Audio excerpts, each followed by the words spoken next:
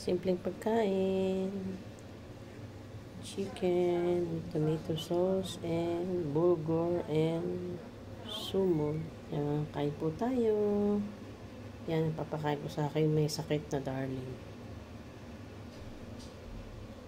Yan po ay yung bulgur. Kung alam niyo yung bulgur. Yan. Bulgur at saka quinoa. Yan. O spices tandoori. Ayan. Ayan po yan. Yan. Mixed na rice. So, ayan pong kapartner ng ating chicken. Ayan. Chicken cooked in tomato sauce with vegetable legume. Vegetable tomato and vegetable sauce. Ayan. Maraming klaseng vegetable na pinagsama-sama na may tomato sauce. Yun po ang ano niya.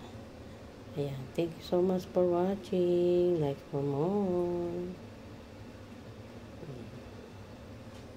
Bulgur and quinoa.